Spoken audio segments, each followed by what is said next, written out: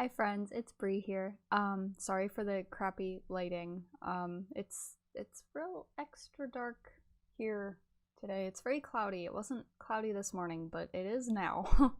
And yeah, our lighting isn't that great. We don't have an overhead light. And if you don't know, my lamp that I was using for face lighting blew out, and also the extension cord that it was connected to took a crap as well. So that's my main problem. I don't have an extension cord right now. Or extension cord. I always do that. Power strip. I don't have a power strip over here for that stuff. So I'm limited on electrical outlets. I just need to get a new power strip. That's really the issue. But I also do want to get another like face light, like an actual ring light. Just so I don't look yellow. But anyway, so welcome. This is my first of hopefully many monthly reflection videos where I kind of just talk about what happened the past month and kind of what I want to do differently or keep the same, what I liked, what I really didn't like. So yeah, I guess I'll just jump right in. So I guess first thing is personal stuff. My fiance and I decided to postpone our wedding until probably next spring. We were originally supposed to have one in September, and we realized that is a very short time away because of everything going on. It just messed everything up. So we are postponing that. We don't have a date set yet, but hopefully soon. That's pretty much it. Oh, my cat. So if you guys don't know, I have two cats. They're both getting up there in age, but the older one, she is almost 16. Around August or so, she'll be 16 years old. And she's kind of developed some health problems. A little over a month ago, something happened, and I thought at first she just like dislocated something in her front legs, but I think she, from what the emergency vet told me, basically she slipped a disc or something.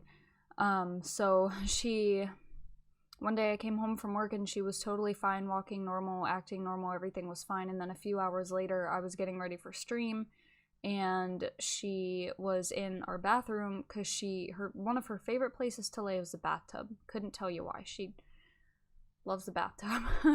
So, but she was in the bathroom and I just heard a little thump and looked in, and she was trying to get up and she just kept like flopping down on the ground and she couldn't really move. And so then I took her to the emergency vet and they did x-rays. They kept her for a couple nights. And then they were worried it was something neurological, which was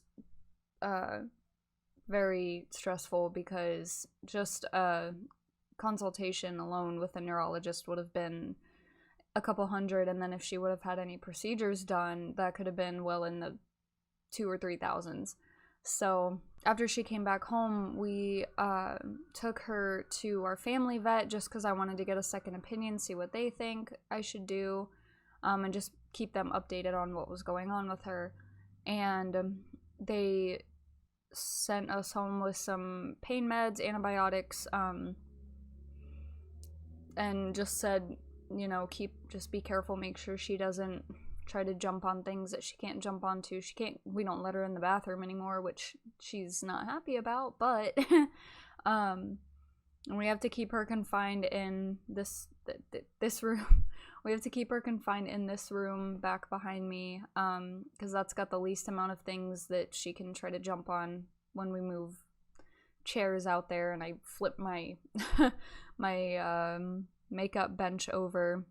So that room has fewer things to jump on. Her litter box is also in there. We got a new like mat for her food to put in there, so she's got her own food and water in there. So yeah, she's doing a lot better though. Just keeping an eye on her this month, like she really improved. She's walking around a lot. She's even gotten bursts of energy and very clumsily will run around the apartment. She kind of looks like she's drunk when she's walking. It's kind of funny, but it's also kind of sad. For the most part, she's doing okay and moving. There's still some weird things that she does that are kind of like a red flag to me, like when, you know how cats normally shake their heads, same with dogs, and it's like a really fast, like, huge process. When she looks like she's gonna shake her head, it's more of like a head twitch and doesn't shake at all. It's almost like something is like just in her ear and she's trying to get it out. Like that's, and when she is trying to groom herself, she looks just kind of like she's never done it before, like she's having a hard time. So that's kind of, I mean, she's 16 years old. That's, if you don't know, that's very old for a cat. So, but she's very stubborn and she's doing a lot better. So that's good. So next, I guess I'm just gonna kind of talk about my, I guess, health. I guess that's kind of a weird way to put it, but yeah, I guess yeah.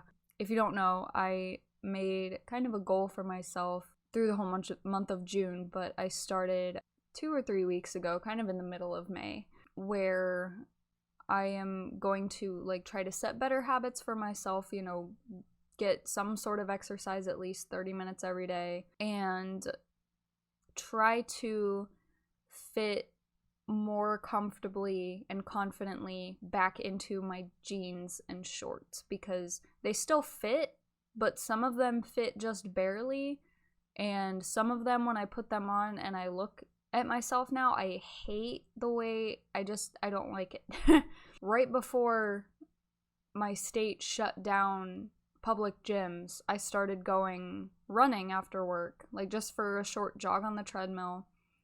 And then I did that, I think, once, and then they closed down the gyms, and I was like, well, okay. And I don't really like running outside. It's not that I live in a bad neighborhood.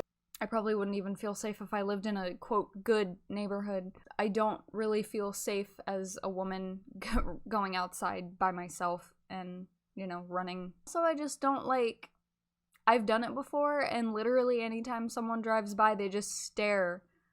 Like, it's a thing. People drive by runners and they just stare, and I hate it. So I don't go running outside, and I don't have a treadmill here, so I can't run, but, so that's been difficult. And then just trying to find the motivation to just work out, I guess, and be more active. So I've gotten slightly better with that the past, like, week or so at the end of May. That's really it. And then, if you don't know, this isn't really a reflection. I mean, it kind of is, because I made the goal, but going back to that, trying to fit into my pants and whatever, that goal is going to go through all of June and stop at July 1st. And if I don't, you know, get into better habits, if I don't see any results at all, and if I just, like, find that either I feel worse or don't really feel any better about where I'm at, then I am going to reset my New Horizons island, which I really don't want to do. And that was something that I found in a YouTube video about basically a good way, a really great way actually, to stick to goals is putting yourself in a somewhat, I guess, life or death situation. And the video was more, the story in the video anyway, was more about someone who didn't really have a choice. And so they had to, like, really, like, bust their butt and get to their goal. And it really was, like, a matter of life or death. But for me, it's really not. And I didn't want to, like, you know, go that extreme and be like, oh, if I don't do this, then I have to, like, quit my job or something. I just was like, okay, what's something that, like, isn't gonna ruin my life, but that I still really, really don't want to happen? And if you don't know me, I'm a very sentimental person, and I'm not someone who can just play Animal Crossing and then reset their island over and over, or town, over and over and over again. A lot of people can do that. I can't. No, I'm way too attached already. And honestly, at first I didn't think it was really gonna affect me, but, like, I have a reminder up on my wall. I'm looking at it right now, and every time I see it, I'm like, oh gosh, that's right, that's a thing. So it's actually a good motivator. So that's something I put into effect within the last couple weeks in May. Moving on to like work and career related things, I'm still working where I've been working since I started college. My old part-time job that I didn't think I was gonna really invest a lot of time in is now my full-time job. If you don't know, I went to college for music education to be a music teacher, and that has not happened. I graduated with a bachelor degree in music education, and was applying to different job openings in my area, and there were a lot of factors that went into it. Mostly, we can't really move out of the area that far because of his job here, that he doesn't want to leave his Zach's job here. That he doesn't want to leave, which is fine. Like, it happens. I knew going into this major that basically you have to be willing to move, because especially in my state, it's very much like you gotta know someone. And it's not like that everywhere in the US. Like, it's mainly in my state for some reason. It's like if the person doesn't know you, or if you don't know someone, if there's no like connection, it's really hard. And I am not that great with networking. I'm very shy, very introverted, closed off, which I'm trying to get better with that. It's very difficult though. I work in, I'm not gonna say where I work, but I work in food, customer service type job. And honestly, like, I don't think I would really hate it that much if it wasn't for the stigma that goes into working in food or retail or some sort of customer service. Like, there's such a, if you work in this industry, you're a failure or you're worthless, or like, it's a thing. And it's honestly stupid, because like, I make a decent amount of money. Like, we're not struggling. But it's just the fact that, number one, that stigma of, like, I feel like people see me as a failure. And also, people just treat me like crap. It's almost like sometimes customers don't see us as real people. Like, when people look at me, I feel like they just see, like, a robot. And the way they talk to us, sometimes it's just like, do you realize I'm a human being? Like, there is never a week where I look back and I can say, I was not treated like crap by a customer at all this week.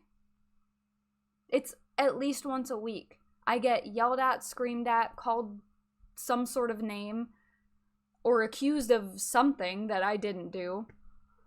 So, it's at least once a week something like that happens, and it's very, very discouraging. And probably, honestly, the biggest reason that I'm not trying to stay in that job field. And yeah. So, but anyway, and I've just kind of like I've been doing this for the past year, trying to figure, well, not really. When I first graduated college, it was, try to find a teaching job, and then it went into feeling like a failure for not, once the school year started. I was like, oh my gosh. And then kind of after that, it was kind of just like me reflecting, like, is that what I really want to do? Because then I realized when I was applying for these jobs, I didn't really want to be doing that. Like, my brain was just trying to give me every possible excuse as to why I shouldn't be applying for a teaching job. And I really think it just boiled down to, I don't think it's really what I want to do. Yes, I student taught. I finished student teaching. Like, I more than passed during college. Like, I liked it. But looking back, there were definitely more often days where I woke up and I was like, I don't want to do this. Like, the first couple days it was like, yeah, oh gosh, this is new, anxiety, woohoo. But then, like, even once I got used to it, it was just kind of like I'd wake up and I was just like, I don't want to do this. And I don't think it really clicked in my head that it's because I wasn't that excited about it. And don't get me wrong, I loved teaching. They're amazing kids, and I wouldn't have traded that for anything, but I don't think I don't know, it's weird. And it's kind of hard to tell people that, because when I do tell people that, a lot of times they just kind of look at me like, what's wrong with you? Like, are you... And I'm like, I don't know. I really don't know. But so I've just kind of spent the month reflecting on, you know, what do I really want to do? And something that has stood out to me the most is something that I have the least amount of experience in, is freelancing. And there's so many different things you can do with that, and I think that's the problem, is I'm horrible at making decisions, and so giving me so many options is like, what do I do? And the way my personality type is I see so many options, and I'm afraid to just go for one and try it, because I keep running through all these things like, what if this happens? What if I'm bad at it? What if it ruins my life? The chances of it ruining my life are probably very, very, very, very slim, but it's still like just... So I don't make decisions, and I just stay comfortable and uncomfortable at the same time, if that makes any sense. So yeah, at the end of May, I still don't know what I want to do with my life, so it's a work in progress, I guess. I think I've gotten it into my head more now that I'm only 23 years old. I don't need to have my life together, even though pretty much all the music majors in my graduating class, which there were, 5 or 6 of us, even though all of them had teaching jobs like right after graduation, and I was like, oh, cool. I'm the one that didn't, and I really didn't think I was gonna be the one that didn't, but here I am. But no, it's okay. It's given me time to reflect and consider other options, even ones that might not be as financially stable, but you know what? It's okay. And I feel like where I'm at right now, there is definitely potential to grow in my career field. It's just, I think if I'm interested in that, I think it's more a matter of me reaching out and being like, hey, how do I get somewhere else from here? So now, as far as stuff on here, on YouTube, which hasn't been a lot, I haven't done anything on YouTube in May, because, with the whole quarantine thing, my friend Tia and I, we can't really go out, and we haven't really been able to, go out and get random foods to try for for this channel. And then also, I didn't really know what I wanted to do, but I think I definitely decided I wanted to do this monthly reflection thing. I'm gonna try to make that a consistent thing. I say a lot. So now, throughout May, I was mostly streaming Animal Crossing New Horizons on Twitch, but I have been slowly adding my older games back in. I used to stream mostly Stardew Valley, and then New Horizons came out, and I just kind of jumped over to that and was basically doing that every single time I stream. But I'm adding just a different game back in each Saturday, just to see how ready I am to go back to variety.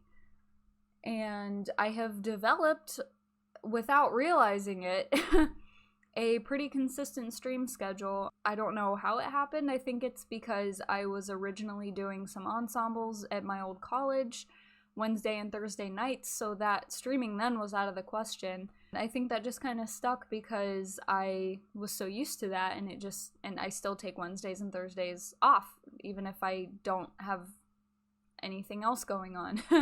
So my stream schedule has pretty much turned into Fridays through Tuesdays, and I will include a link to my Twitch channel for more information if you're interested in seeing my content there. So that's pretty much all that I did during May, was think about my life and try to not go insane during quarantine.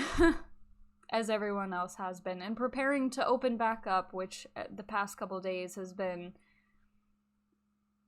not great. It's crazy out there, that's for sure. So yeah, I think that's all I had. Again, if you liked this video, give it a like. If you want to comment, feel free to comment. That's all I had to say for you guys, and I hope you guys have a wonderful morning, afternoon, evening, or night, and I will see you guys in the next video. Bye-bye.